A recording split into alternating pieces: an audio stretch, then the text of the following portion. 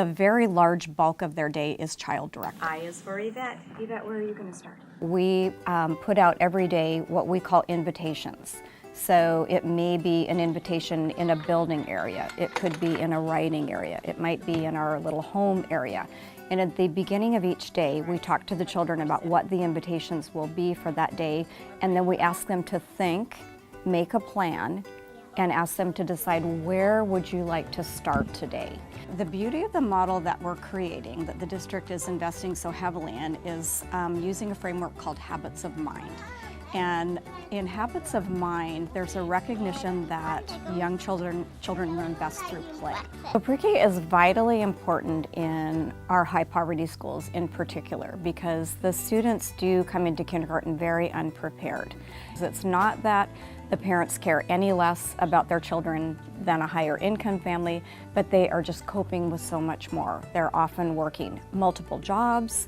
Often children are at home after school being cared for by an older brother and sister, and so some of the fundamentals like making sure to read every night or counting out how many red apples at the grocery store, those things are just not on their radar because they're really working hard just to survive. We see children who come in who really don't have a lot of experience necessarily engaging in play or work with peers.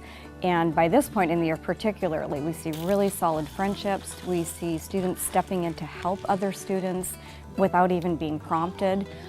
Students who are able to share supplies, students who are kind to each other. These are all skills that are going to help them succeed in kindergarten, in addition to basic things like knowing how to write your name or how to count. Those things are very important too. 15. There's nobody missing today. One of the things that's been so wonderful for me is to go to preschool programs like the one I saw at OES or at the Children's Museum, the Opal School at the Children's Museum, and these are programs that parents pay thousands of dollars to go to, and yet we are able to provide that same high-quality preschool program for our children and for our families for free. Oh, no. Our staff, our pre-K staff, went to kindergarten orientation to support our families who are going into kindergarten.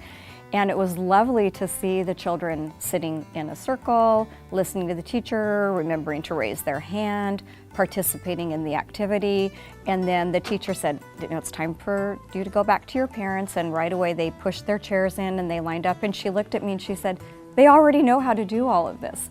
My favorite part about teaching pre-K is just stopping in the middle of our materials explorer and just looking around the room and seeing a room full of busy, happy, engaged students.